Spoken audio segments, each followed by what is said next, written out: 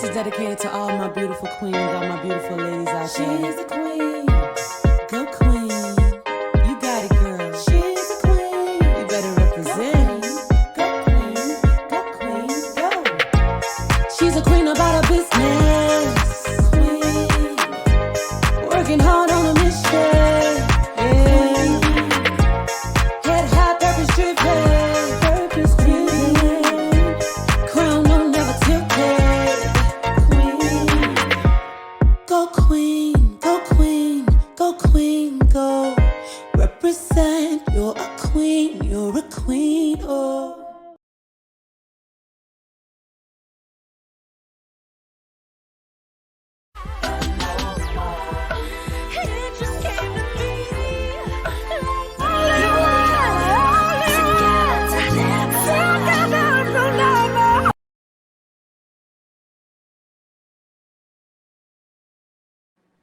So thank you all for joining another episode of the Q Chat podcast. Today, my very special guest is Miss Chrisette Michele. We're all familiar with her beautiful music, and we're going to chat about healing and her upcoming tour. So I'm excited to speak with her about the new Soft Life Inner Circle Wellness Tour. So how are you doing today? I'm good. How are you? I'm doing great. I'm so excited to speak with you. So I wanted to dive in and get some information regarding this upcoming tour. I have heard about it, and it sounds like it's gonna be something really special and different. So I just wanted to hear how you thought to come up with this amazing new venture. Sure. So we get to kind of hang out and do fun things on the road pretty much for a living. And so you kind of like pay attention to what people are asking you for at the merch booth. That's kind of like where it goes down. The merch booth is like the DM of touring. And so people get to ask you questions, tell you what they need. And so sometimes I'm thinking to myself, guys, you came to a concert. This is, as much as I want this to be a therapy session, we got to go. So this time I said, you know, why don't we have the whole entire tour feel like the backstage moment, feel like that merch moment where we're up close and personal and kind of enjoying each other's company. So this is intimate, it's small. There's yoga, there's food, there's some acoustic music, and there's a live teaching / Q&A at the end. I did read about that, how you're going to have the vegan organic harvest, which I think is awesome. So, what inspired you as well? Because I know like you're deep into spirituality and just living the soft life, which is something that a lot of women of color are talking about right now. And I know you said it goes down in the merch booth, but I know it has to be a lot to decide to offer that way of life to your listeners. How important is it for you to not only cater to your listeners, but to also show them a different way of life and healing? Yeah, you know, when you listen to the lyrics of so much of the music that us artists write, you kind of hear a lifestyle, but because you're singing it, you kind of don't always put two and two together. Oh, they actually do that thing. Do you know what I mean? Jill Scott woke up this morning and made her some scrambled eggs. She might actually make eggs from time to time. So Mhm. when I said I'm high above the drama, walking in my 10-foot stilettos, I meant it. So a lot of times there's little innuendos that we add to the music. And you know, as we begin to see maybe a disconnect between what society or the world kind of thinks of us versus what we're actually saying, we kind of try and figure out, okay, what's another way for me to say this? So this is just another way for me to say things that I've been saying for a long time. Softness has always been a thing. I know it's a really cool trending topic right now, and I love the trending topic. But softness has always been a thing. Softening the heart space has always been a good idea. And so I'm just kind of magnifying that truth. That's awesome. What cities do you have in mind for your tour? Yeah, so we're going to 13 cities. It'll be Mhm. Chicago, Detroit, Brooklyn will be in, Houston, Dallas, Los Angeles, San Francisco, Charlotte, Philadelphia. Let's see, who did I miss? I think there's one or two more that I didn't have on the top of my head. But yeah, it'll be 13 cities. You can find out what cities will be in also at thesoftlifecircle.com. So tickets are up now at thesoftlifecircle.com. Okay, awesome. I want to ask you about your musical journeys. I know you've been out for quite some time. Do you think your style has changed over this time frame? What do you think you've picked up? Because I know we all progress with time. So would you say your musical style has progressed over the years? And if so, how would you describe it now as opposed to when you first started out? Sure, this next album and these next singles will definitely have more of an Americana slash soul feel. I've always had soulful music. I've always sang R&B also, but the soulful sound will take kind of front and center. So songs from my past, kind of like "Best of Me," or "Love Is You," or "Your Joy," about my father and myself. The music takes on that kind of a feel rather than maybe like a couple of forevers and if I have my way. So I've always had like a very, wide span of sounds. And so this time around, I'm streamlining it to my singer-songwriter style, if you will. Hmm. Hmm. So I know with your past albums, the titles were very powerful. I Am, Better, Epiphany. I feel like that could be maybe you were giving us some hints too of things that may have been going on in your life as well. If you had to describe this new chapter of your life, like I said, very powerful, I Am, Better, Epiphany, how would you describe the journey that you're on now? Um, I'm thinking about how those albums were named versus how this album is named. Hmm. But these particular titles and songs and title tracks and this particular era of who I am is one who's softened to life. Life can be really tough. It can throw you lots of different blows, and I hear people say that a lot. And I experience life, but I don't experience it from a that was hard space. I experience it more from a that's interesting space. And so to me, that's what softness is. It's everything doesn't have to be labeled in order to be understood. Hmm. Sometimes you can just watch, you can learn, um, you don't have to evaluate everything. So, so when things are really ugly or, you know, rough, give it a second. Softness is about giving those moments another minute before you decide what life is. Otherwise, we'll be responding in a fear based space. We'll be responding in a fear based mind. So, the soft life circle and this whole just moment for me is about kind of letting people know how I processed my life. I heard a lot of people tell me how they would process my life and what they would have done if and how they would have handled this and this. And a lot of hearing that kind of made me feel like, okay, maybe I'm weird. Maybe I should act a little bit more angry or act a little bit more indignant or disenfranchised. But really, I was just listening. So this is the first time in my life where I'm going to say that. You know, Hmm. I'm going to say how I really feel, how I really felt, and why I'm okay. Hmm. Do you think also part of having a soft life is also being unapologetic? I know in this time frame, it's easy for people to try and fit into molds, like you were mentioning, try to be what's popular and having this, I guess, defiance to not be labeled as weird or different. But right now, part of being soft, women are trying to be comfortable in their own skin. So do you think that's part of that soft life, just being unapologetic? Yeah, so this generation has turned the term unapologetic on its head. And so, on one side, being unapologetic means I'm going to say anything no matter how it makes somebody feel. And on the other side of being unapologetic is I'm going to be myself as long as I'm not hurting nobody. So that style of unapologetic where you're just being yourself. Do you know what I mean? Yeah. But there's this unapologetic style nowadays where you'll stab somebody and twist the knife and walk away and just say, I'm just doing me. So, it's you got to think about it. You can definitely have integrity. You can definitely be authentic, but softness is about softening to other people's experiences too and being okay with how you might affect them.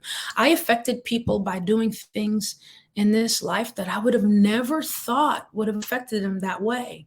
So even a part of apologizing or saying, you know what, I didn't mean it like that, or I'm sorry that I hurt you, comes from softening to how somebody felt about something that I did with good intentions. So Mhm. yeah, unapologetic is a tough term. I hear you Yeah. fully, but Yeah. you know how us kids can be these days. Yes. Yes. I definitely. Running a small business can be very hard.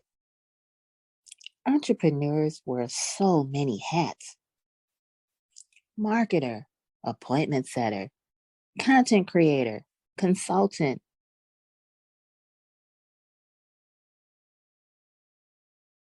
If you're still running your small business on your own, you've just created another job for yourself.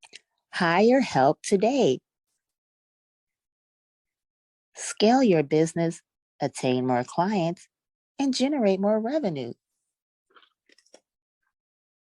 Let FlexPro Staffing Solutions build your business by hiring a virtual assistant at an affordable cost.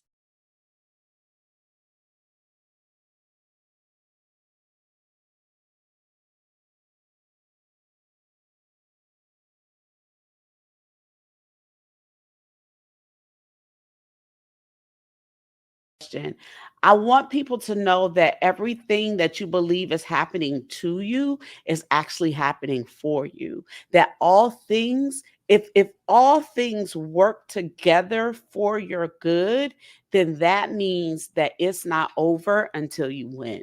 And I believe when I'm in my deepest despair, my darkest hours, I say, God, I know the word of God for me says that all things work together for the good of them who love the Lord and are called according to his purpose. So if I believe that, God, then I know this is not the end, because this is not what winning looks like for me. So this has got to be working for me. How are you working this for my good? Back to those lyrics again. He Mhm. worked it for my good like no one else ever could.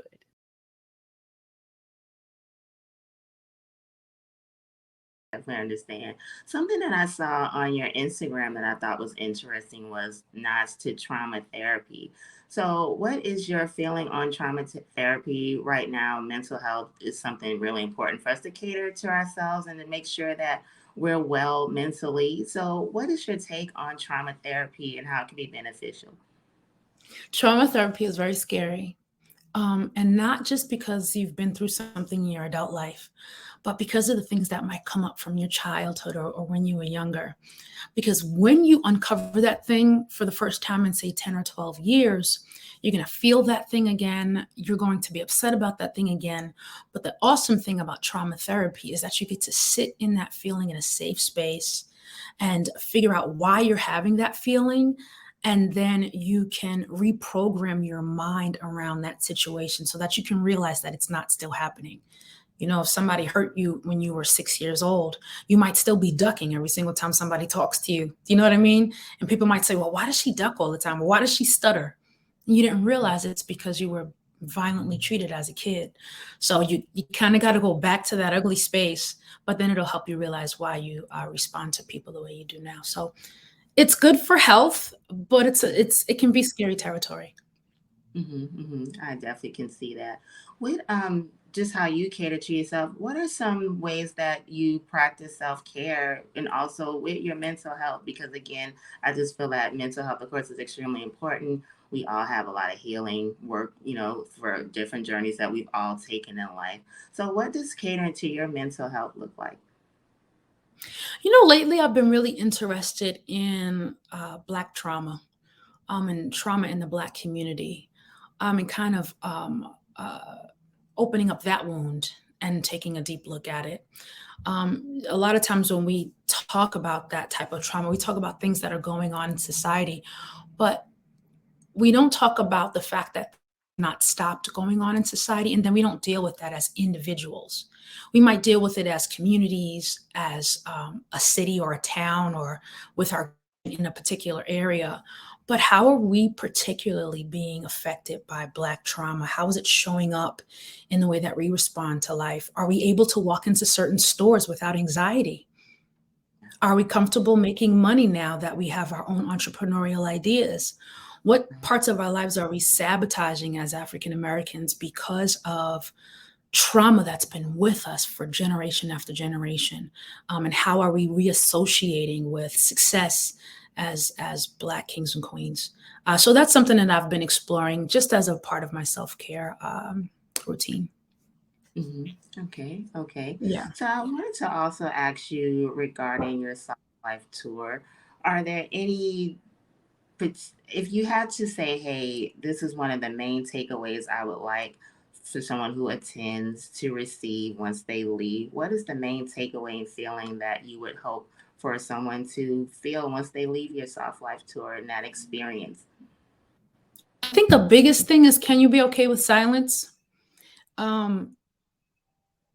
Concert tours are usually about performance and deciding if somebody's good enough on stage. And it's usually about wearing your best outfit and screaming at the top of your lungs, which is all so much fun. We all love to do that, right? Everybody's got tickets to the Janet Jackson tour. But this particular moment is a moment for kind of like stillness and silence, and to kind of like be okay with going within. Even in a room full of people, can you calm down enough to just hear yourself think? And I'm going to kind of exemplify that through some exercises we'll do together, some pranayama, some yoga, some singing, and even the way that we'll eat, so that we can just be more mindful. So yeah, the big goal for me personally, to see everybody walk away with this ability to be comfortable with silence, and then to feel like they're a part of a community. Everybody wants to feel like they're validated in some way and be affirmed. So my prayer is that everybody makes friends. That tends to happen at events like these when we do them. So that's a big goal too, friendship. Okay, that's beautiful, very beautiful. So I also want to ask you, with your whole mission and the Soft Life tour and everything that you're doing, how would you how would you reach out to maybe someone who wants to come up in the industry right now? There's a lot of different changes in the music industry. Sometimes music can seem very generic, it's the next radio hit. But one thing that I think is great about you, that you stand your ground, you're your own person. So what advice I guess you would have for someone who may be wanting to enter the music industry to just be confident enough to stay unique? In 2023, you would ask me that question in 2012, I would have had a different answer. There is no music industry. There is no big place that you go to and say, excuse me, give me $1 million, I'm special. Right? In 2005, there were places like that where you walk in and say, excuse me, I'm special. And they would say, here's $1 million. And then you would be special for as long as you could until you got tired. And then you would go on to the next phase of your life. Now everybody's special. Right now, we've started to notice that everybody's got something special and unique on the inside. And now people have to be a little bit more brave about showcasing who and what they are, because everybody's doing it. And so it's an intimidating world. It's intimidating space. And as soon as you put your face, your name, your voice, your creativity out there, somebody's got something to say. So my advice is that you're special too. It's okay to know that. And you don't need validation. You don't need to walk into a building and get $1 million to be special. You already are special. Share that first and see where that takes you. I find people are going to where the money is to see if they're special. And I advise people to go where their people are to see if they're special. Where are the people? Where is your audience? Yes, I love it. I love it. So one thing that I read about you that I saw also in some of your past interviews, you mentioned that you were born on a pew.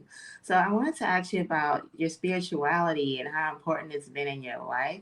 And what role has it played for you? Longevity is something else. And like I said, there's a lot of, this world is enough, sometimes to drain people. And we need to seek that light, how we can stay positive, how we can maintain our light. So how has spirituality still played a role in your life? I was so broken when I wrote that song. It was called Out of Control. And I was trying to get the world to hear me say, I'm not a bad person. I was kind of like begging the world to hear me say, I'm not a bad person. Like, I was raised by a preacher, born on a pew. You know what I mean? Like, can you try and see that I'm not a bad person. And so when I realized that not only could I not prove whether or not I was a good person, but that I didn't need to, my spirituality became the center of my life for real. It was already who I was, but my affirmation, my validation literally came from the God that I serve and from believing what he says about me. Because so many people had so many other things to say opposite of what he thought. So I realized that there was no lyric, there was no melody, there was no production that could prove to people that I had a good heart. Only God would know. And so when I stopped trying to prove to people and share with people that I'm enough or that I'm good or that I'm okay or that I'm nice, I began to believe it for myself. And this whole need to perform, this whole desire to perform to make people feel good and happy, it left. And the only person that I felt like it was necessary for me to perform for was like in my worship closet. So sooner or later, those songs became my lyrics. I went to the studio and finally began to record those songs. And that's where this new music is coming from. But long story short, that's a wonderful lyric to bring up. Nobody ever asked me about it, but it came from a broken place, a place of needing to prove. And I feel so much better now. I think we all have had broken places, but you mentioned something that's really key. When we stop trying to get that validation, it's part of having peace, knowing that you're good enough no matter what anyone thinks, no matter what label the world tries to place on us as women, as individuals, as creatives. Like, that's a true source of peace. What would you say is a source of healing? How would you define healing in your life? Just coming from a broken place and getting to a center of peace right now. Like, you're about to embark on something really special. It's not going to be just a typical average tour, definitely not from what you described. So how would you label, well, I don't want to use the term label, how would you describe peace right now and healing? Sure. People say, oh, I have a regenerated heart or I have a renewed heart. And that's one thing. It's really nice to, go up to the altar and say, it's me, oh Lord, here I stand. Right. But a lot of times we go home and we don't take out the time to sit and listen to the new heart. And we keep reacting from our old heart. We keep reacting from, the old person that we were or that we went to repent about. So for me, healing is the ability to get quiet enough to hear that new heart that you went up to the altar and got. That's what healing is all about for me. And then kind of as you begin to hear it, like I always tell like any of my students or anybody I mentor, like go out there and embarrass yourself. Do you know what I mean? Like if something is coming over you to be nice to people, go to Starbucks and test it out. Like buy somebody a coffee, see how it feels. It's going to be awkward at first. So on Instagram, a lot of my blabbering on Instagram is about me like just like trying out this new heart on the world and seeing what happens. That's what healing is for me. Beautiful. Right now, what would you say could be maybe some tips on how we can remain positive? We live in a social media world. We live in a world where there's a lot of violence. It could be so easy to just feel, I guess, to a space where we don't know, where it's dark, where we're struggling to just find a way to be happy.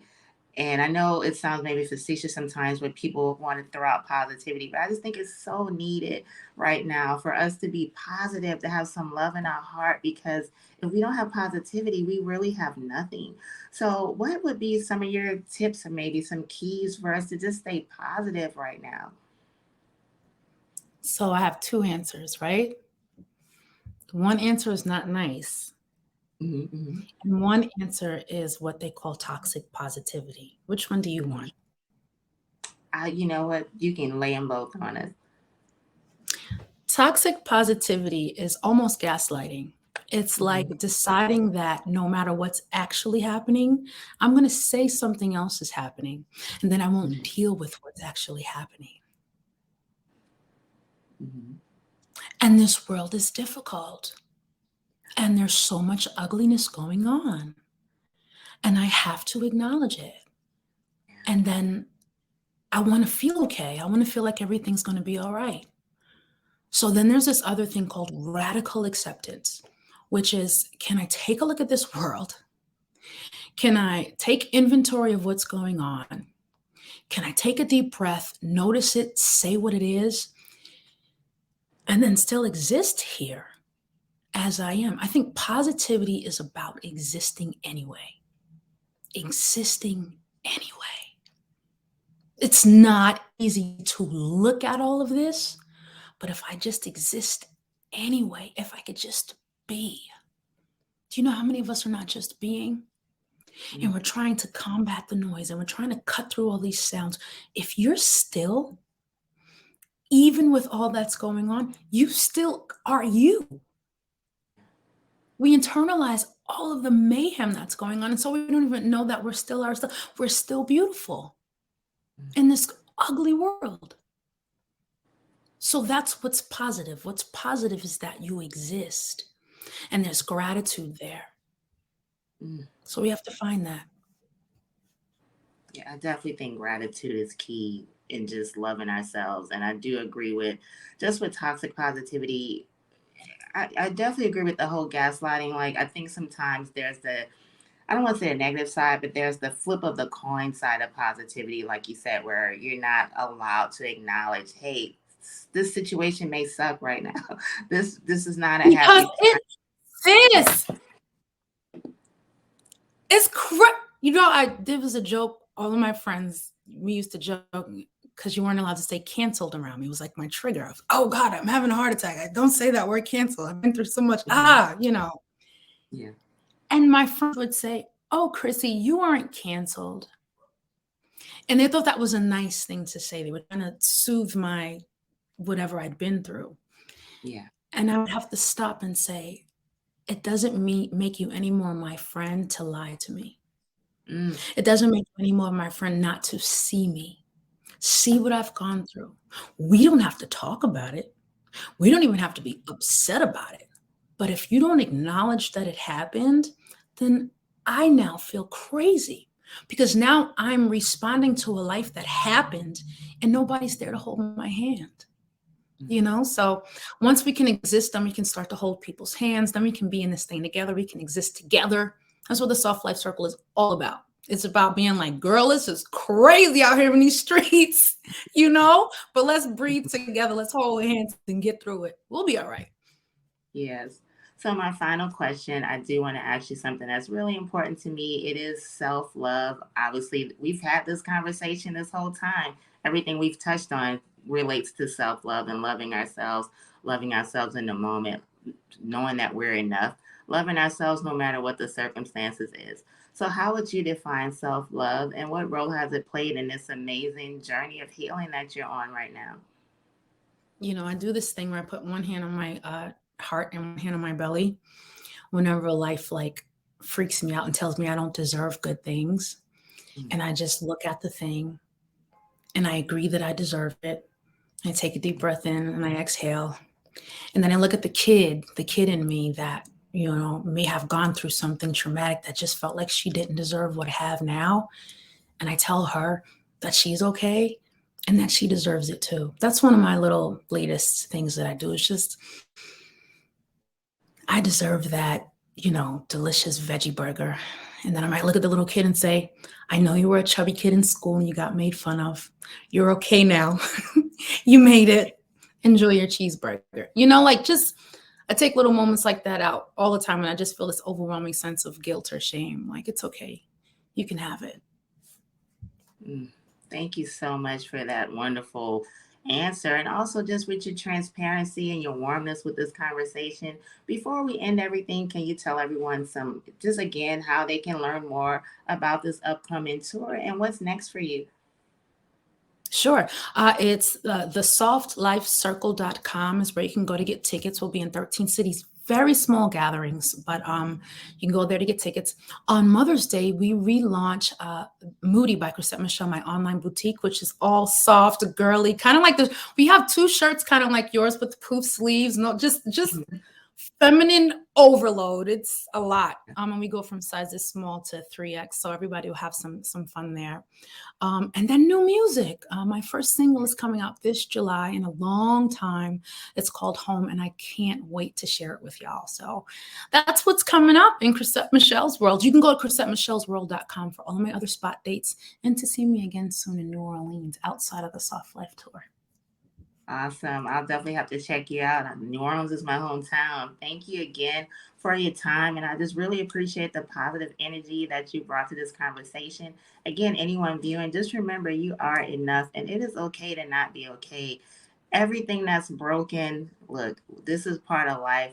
You can be positive, but you can also be okay in the moment. You don't have to deny your feelings. You can accept your feelings and still have some gratitude, but don't ever water down your feelings. It's okay to not be okay, and you are enough and you're valuable no matter what path that you're on right now. Just remember that. So thank you guys for tuning in to the Go Queen brand sponsored the Q Chat. Make sure you go love yourself, go love yourself, go love yourself. You can find this interview and more www.goqueen.com. Della must have did this beat.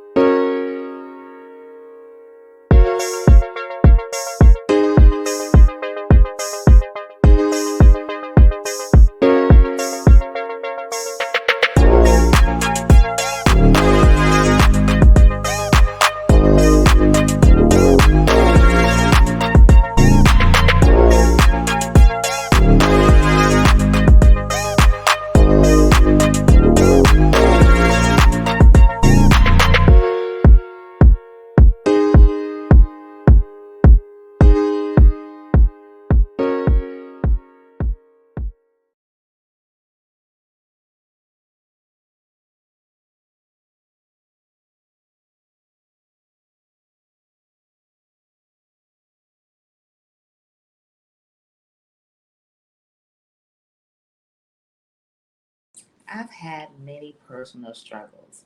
I've gone through mental, physical, emotional abuse. I've also grew up with low self-esteem, not feeling my value, not understanding how worthy I was. And I was able to learn through the power of self-love to overcome those sinking feelings to be healthy, healed, and whole. I know how hard it can be to just find your place. Some of us are still struggling. We want to find our place in this world and we want to know our purpose. And sometimes that purpose may be being healthier. Sometimes that purpose may also be leaving that 9 to 5, leaving that toxic work environment. Sometimes that healing may look like just simply being healthy, happy, and loving yourself, being out of that low self esteem. That's why I created Go Queen. I wanted to reach out to other women and show them that you may have been knocked down a few times, but you definitely will not be counted out. You can take that pain that you've experienced and you don't have to be ashamed. You can take that pain and you can build your purpose. Life is so short. We are not allotted the time that we arrogantly think that we have. We have to live in our dreams and purpose right now. So, what's stopping you? Maybe you don't know how to manage your time properly. Maybe you're thinking, hey, I have this 9 to 5. I don't have the time to follow that dream, and I'll just put it off on the back burner. But one thing I can tell you that is guaranteed each and every one of us has a day and a time when we will no longer be on this earth. So you don't have the time to waste anymore. As a purpose coach and brand strategist, I'm committed to helping women of color rise above their challenges and create purposeful and passion driven brands. You can reflect your unique story. Let me be your guide in this journey of healing and growth. You don't have to let your past hold you back from a bright future. You can turn your pain into power. You deserve to win.